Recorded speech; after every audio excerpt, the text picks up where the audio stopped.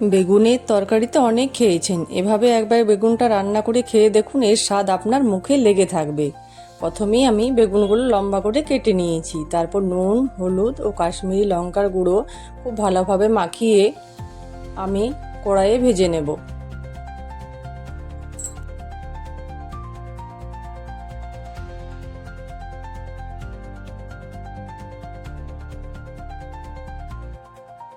এদিকে আমি 5 থেকে 6টা কাজু, নারকেল, কাঁচা লঙ্কা ও একটু আদা, 1 চামচ জিরের গুঁড়ো, 1 চামচ ধনের গুঁড়ো, একটু জল দিয়ে একটা পেস্ট বানিয়ে নেব। তারপর বেগুনগুলো ভাজা হয়ে গেলে আমি তুলে নেব। ওই তেলের মধ্যে 2টো তেজপাতা, শুকনো লঙ্কা, 5 ফোড়ন ও একটু হিং দিয়ে আমি মশলার পেস্টটা দিয়ে দেব।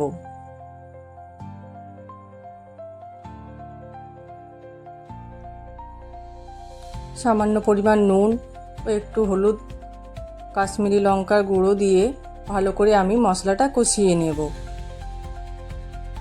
তারপর একটা বাটিতে 100 গ্রাম টক দই ও 2 চামচ চিনি দিয়ে খুব ভালোভাবে ফেটিয়ে রাখলাম। মশলাটা কষানো হয়ে গেলে ওই টক দইটা আমি মশলার মধ্যে দিয়ে দেব। একটুখানি জল দিয়ে 5 মিনিট ফুটিয়ে ভাজা বেগুনগুলো আমি দিয়ে দেব। তারপর আরও 2 মিনিট ফুটিয়ে গরম গরম রুটি বা পরোটার সাথে পরিবেশন করুন।